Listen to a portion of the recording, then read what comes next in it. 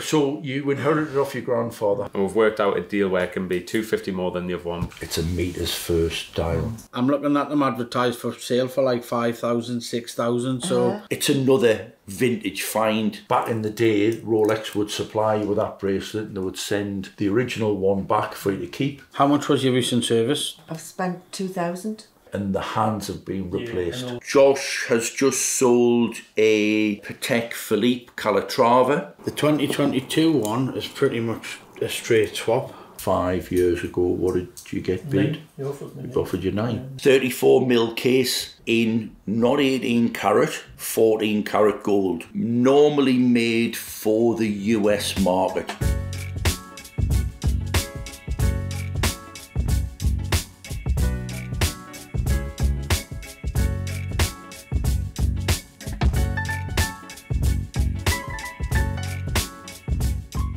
So he's found a watch slightly cheaper, probably about a couple of hours away from here. Good customer of ours, so he's came, given us the chance to sell him the watch. The other one's, I think, 1 or 2 years older. I was a brand new 2022 model, and we've worked out a deal where it can be $250 more than the other one, but you're getting a newer watch. You're getting a newer watch, you don't have to travel, and obviously we've dealt with each other before. There's the Datejust booklet, and then there's the warranty card as well. The watch in question is this, so it's a 126300 stainless steel Datejust 41 with the blue dial, plain pointers. Similar to the current watch, which is a Tag Aqua Racer. Really nice dial on that. Yeah, it's cool, isn't it? It's a vignette dial. It's got the slatted dial, a bit like a Nautilus, actually, isn't it? It's like a 5711. Nobody would buy it. They won't buy it off us. What's retail price on it? What was it? 2-3. 2-3. It's got a cool back to it as well. Ah, it is. Case back's really cool. A lot of watch for the money. Great. For you? Can I have a think about it? Of course, yeah. No problem. But aye, beautiful. Absolutely beautiful. I'm not really a Datejust person, which is sounds pathetic, by the way. If my ideal watch would be one of these things. Yeah. Platinum Daytona. Daytona. Any Daytona.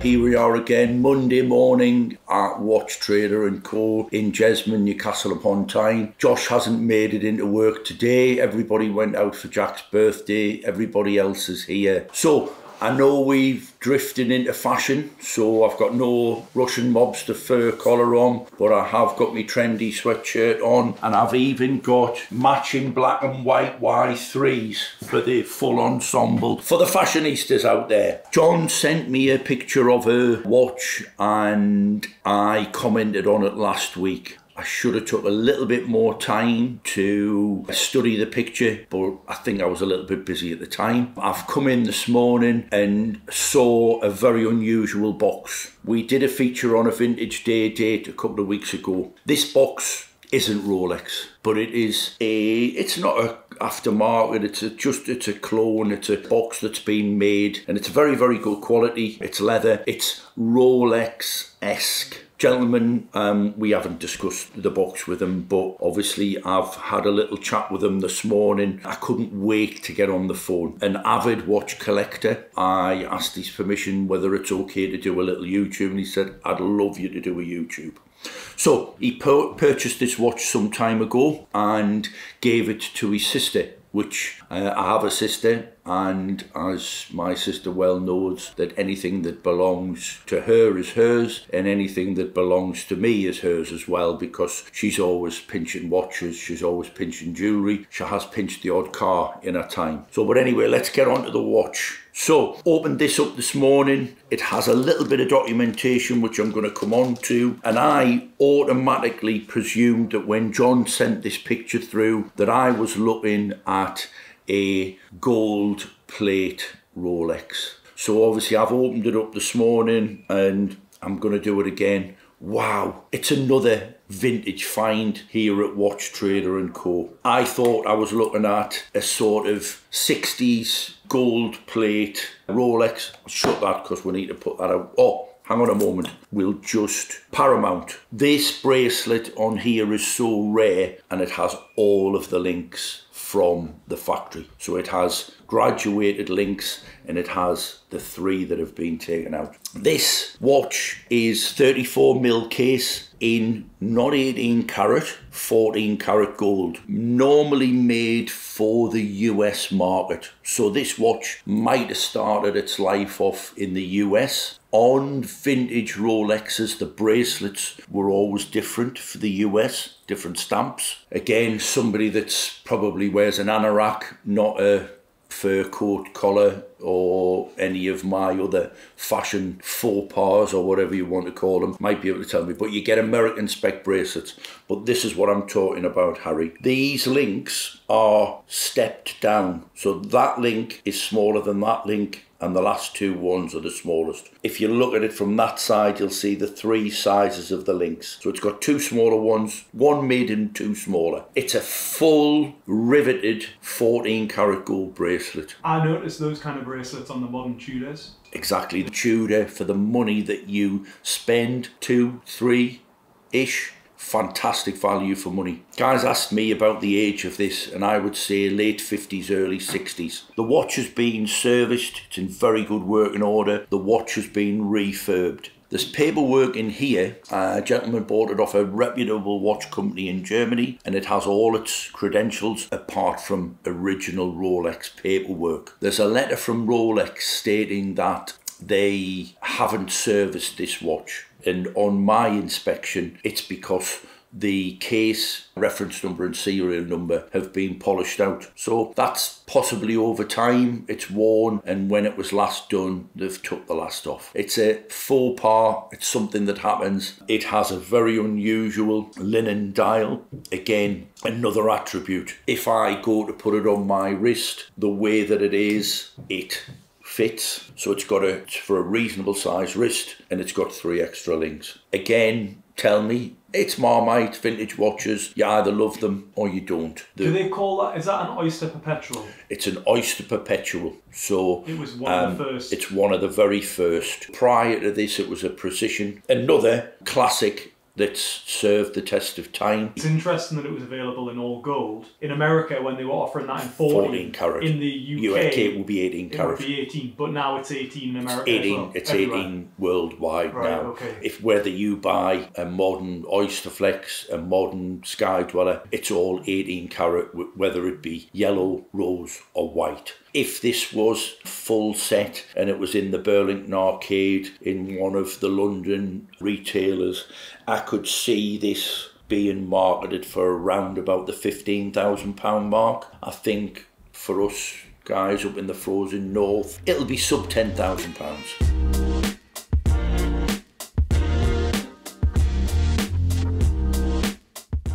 I wasn't sure how you actually put it back into that, because when I bought it, I wore it straight away. So I don't know how it fitted back in the box. Do you know what I mean? Yeah. It's just come back. It's got the guarantee in there. Casablanca, is it? I'm not sure actually. What a lovely watch. It's a nice watch, isn't it? It's called a platinum rotor on the dial, but yeah, it is steel. Yeah, it's got a platinum rotor on the dial. Yeah. It's lovely though. Yeah. I mean, these are 400 for to buy just I the can straps. see, yeah. So just to buy the straps, you know. So I was just wondering what kind of price I would get for it. I'll have to have a look. So it's quite a recent watch as well, isn't it? You bought it in 2015. Yes. Can you remember how much you paid for it? Well, no, I don't, because my husband bought it for me. Okay. So is the blue strap the strap that you used to wear it on, or did you used to have, this one's not being used? Neither been used, because when I sent it off to get it serviced in Frost of London, they took the old strap off. Ah, right. So what colour strap did you used to have? I used to have a green on it, which I loved as well. Yeah. Yes. So did it come with 3? No, my husband bought a couple of the straps to go with it, because obviously he thought in case we couldn't get any more, you know. So I had 2 greens actually. Right. Yeah. So I wore 2 greens. I liked the green, but then I thought when I was having it serviced and a new strap, I thought because the hands are blue, that the blue strap would look quite nice, you know. Blued hands are quite a classic colour for. I think they call them like blued steel. It's where they keep them up. And I think it looks nice with the. Did you say it was steel? I think it looks nice with the steel, doesn't it? I have a few watches, I must admit. I do love watches. People do, don't they? Somehow they can sort of change the watch every day, put something else on. That would be nice, wouldn't it, if you had a different one to wear every day. But if you just excuse me a second, I'm just going to make a phone call about it. I won't be a minute. Fine.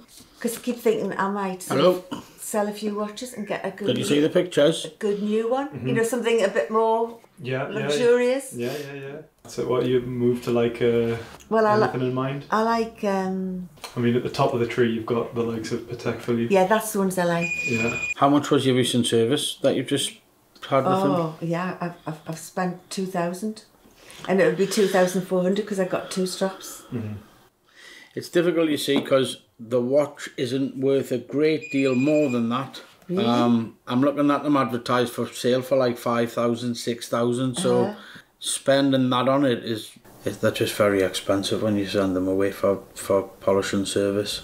That's when I thought it would be best to sell it then, when it was kind of pristine, you know. We could have done all of the same amount of work for probably £500 or £600. That's the difference. We could have sourced the strap probably for a couple of £100 each. So it is what it is. A lot of people will send it back to the authorised dealer. But it's just very expensive.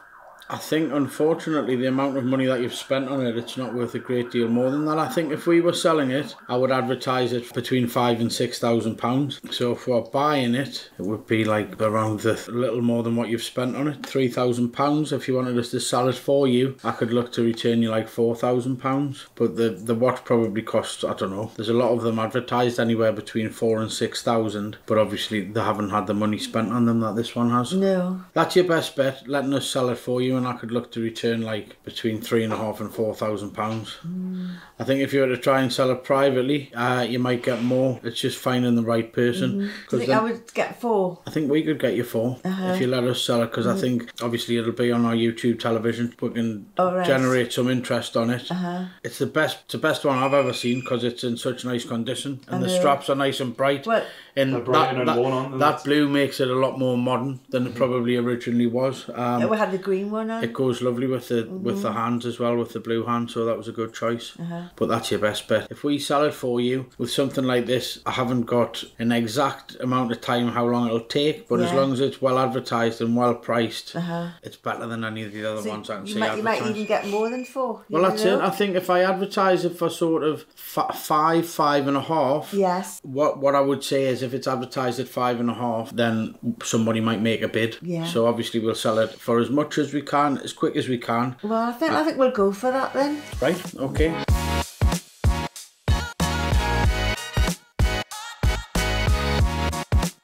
We did a YouTube last week on a vintage Rolex. We talked about a Gay Frares bracelet, and I waffled on like I do. I've just managed to purchase this from the customer today. So walking into store today with a vintage Rolex 5513. What do you know about it? I think it's 1966 is all I know. Good year for the English. So, as you took it off, you said to me that something wasn't original. And it's this bit. It's this bracelet. This is a more modern flip lock. If you can imagine, you can tell by the wear on the watch, and you can tell by the wear on the bracelet. Obviously, for a lot of years, it wouldn't have this flip lock on. When they brought the flip lock out, all of the proper watch people thought, well, that's a great thing. I'm not going to lose my watch. So everybody bought the new bracelet. You sent it to Rolex. Back in the day, Rolex would supply you with that bracelet, and they would send the original one back for you to keep. It would have 2 little plastic bits at the end. It was all in a proper box. Now Rolex don't do that, because obviously that could be sold on. The other bracelet could be sold on. Yeah, I've got the old bottle. Still got that. Well, that's good. I've got loads and loads of little bits, and I've just been into the workshop today, and obviously I've got loads of little bits, and I've got all the bits apart from one missing link. So for anybody on YouTube that has the missing link for me, I will find a one. What kind of bracelet is that, Hendo? It's a mid-90s oyster bracelet, not in very good condition. And it would have been on a Submariner? Been on a Submariner, right. And somebody's had a little bit of an accident because there's damage. John, could I just have the screwdriver set or a pin set? Oh, there we go. Obviously what I'll do is, I'm going to check the numbers, I'm going to date it, tell you whether it's 66. The dial is original, and it is quite interesting because it's a meters first dial. So I'm telling you, you've got a slightly more valuable dial. Right, so I think you're pretty well informed because that's 1966. I got the reason why my grandpa left it for me, but it didn't fit my wrist. Yeah. So I got another couple of links. Yeah. Added to it. So if the watch checks out, I need to have a look at the other numbers, and I would obviously need to have a look at the movement, which is a case of getting the bat off, going to the workshop. But we're looking at somewhere between £9,000 and £10,000. The watch market within the last 12 months has gone crazy, but with energy crises and cost of living and everything, it's just levelled out a little bit. So, out of curiosity, 5 years ago, what did you get bid? He offered me. He offered you 9. Yeah. Right, okay. So, you inherited it off your grandfather. At some point, your grandfather's had the watch serviced, and the hands have been replaced. Yeah, I know, the second hands. So, Rolex do that. What I would do, again, is find some old hands. Yeah. It's not expensive. No. Bracelet you're looking at for the right bracelet, you're looking at like 1,500 quid. Yeah. The hands you're looking at about 300 quid. Yeah, okay. It'll sell the way it is, but to a different person. It's a case of would have to go into the workshop and have the movement checked. Money wise, what were you hoping for, or what were you thinking? It was more, I wasn't sure the significance of the meters first. I wasn't sure what that was and what relation that. Obviously, you guys know that more than me. I was just interested to find out. I was actually looking to maybe try on a couple of watches. I'm not sure if I'm going to sell it or whether I would buy something. How we do it is that the price that's a purchase price. If we agree on a price, I'm quite happy for you was to agree a price for your watch. We look at it in 30 days, or we look at it in 60 days or 90 days. It's an easy way to do it. Got no problem if you wanted to look at a modern watch. I know what that's going to do, and obviously as long as I've checked the movement, because it is vintage, and what tends to happen with vintage watches, I've got an issue with a watch now. At some point it's had water in and they've put a different movement in. I think the fact that the dial's been left but the hands have been replaced, pretty good. I've been doing it for 30 years. I think what you've got is good. I'm going to do a little bit of research and make sure that I think I'm about right. What I would say is this was meant to go underwater. It's a Submariner, but on a watch of this age, I wouldn't go anywhere near the water. It's too valuable. You can buy that Breitling for 1,500 quid, which I know is going to be waterproof because it's modern. It's too valuable.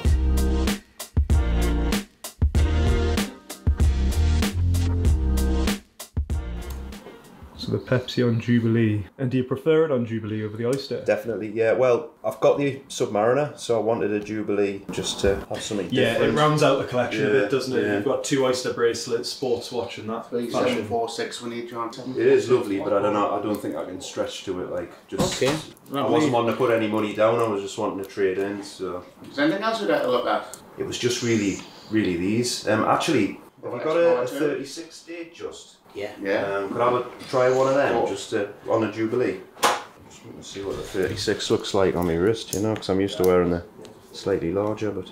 I think you find the 36 is often very comfortable, you don't notice it on the wrist. Because it hasn't got a bezel, it's sort of... It shrinks it down a bit anyway. Well, not shrinks it down, sorry. Makes it look larger. Gives it more presence, doesn't it? Now, I think the actual dial size on that and a Submariner or a GMT is the same size. It's just the case of the watch and the bezel, like you say, gives it that extra size. But I think this is the favourite, because I've got a Submariner. I was thinking I would like me Speedmaster back, right? And then it'd be like a 3-watch collection. I knew someone who had the 39, but I think I prefer the 36. It's more purist, isn't it? Yeah, they're the classic proportions, definitely. So is that have you got the 2021 and the 2022? 2022, yeah, and that's a 21. I like the Datejust, but my wife, when she looked at it online, said, it looks a bit more like a woman's watch, that. I think it's just because it's a bit sparkly and... Yeah, I think with the Jubilee bracelet and the diamonds, it probably is as much of a lady's watch as a man's. The reason I'm getting rid of the JLC is because it's a bit too dressy and I don't really wear it. I don't get dressed up that much, so I think the Datejust will probably be the same. So are you considering selling 3 of your watches and keeping 1 or 2 of them? 3, right. Keeping the Speedmaster. I see, okay. So, yeah, if that's alright. So if that would cover it. Just give me a minute, I'll just do some quick sums. That's really nice too, but it's just too much of a stretch, man. You can always come back in a few months and upgrade on next year. We'll take it back in a part exchange, no problem. Yeah, so. yeah. The 2022 one is pretty much a straight swap. 3,000, 3,000 and 1,700 for the Tudor. Right. Okay, I'll take the newer one. You might as well. Do you want to pop it on and we'll see if it fits? I've got a couple of links out, don't I? Let me have a look. Yeah, if you just want to take it off, we'll look at the size. The Speedmaster was the only one I was sort of thinking, I don't know whether I regret selling that. Well, if you're on the fence, it always just makes sense to keep hold of it. Yeah. Whereas the other two, not really bothered, you know. So what will you have as your free watch collection now? It'll be a Submariner, which I bought here last year, 2022. Yeah. Submariner date. Omega Speedmaster, which I got in 2017. Yeah. And then this, It's all iconic watches. Yeah. Well, that's what I was trying to do with my collection. The ones I'm trading in, like the Reverso, the IWC Big Pilot. Yeah. But I wanted icons, but sometimes when you're wearing them, they just don't connect. You know. You just think, I'd rather wear my sub than these. So, and that's quite obvious, isn't it? Rolex, but they're so popular for a reason. You just you want to wear the watches. There's that one. Oh, cheers. Not got on display or anything. That's fine. That's perfect. Did a part exchange deal for an Explorer 1 36mm 2022 model, and the 3 watches that we took in part exchange. First one is JLC Reverso, brown leather strap. It's in an unworn condition. Very nice, classy watch. IWC Big Pilot, which is a non-chrono, so it has a very sort of clear and crisp dial. That has a skeleton back, and what I like about it the most is it has a deployment buckle, so it's easy to wear and very comfortable. And the third watch was a Tudor GMT with a red and blue bezel, and that again is 2022. The list price is a touch over 3,000. We'll be selling that for a touch under 3,000. Both of these, I think the list price is around 7,000. We'll be selling them for significantly less than that. So they're good watches and they're good value when you're buying them pre-owned. Another watch that came in today on consignment, bronze case, and that is a Spitfire edition chronograph, and it has with a brown leather, again in an unworn condition. The list price on that is a touch over 7,000. We'll be selling it closer to 6,000. So again, a nice watch and good value.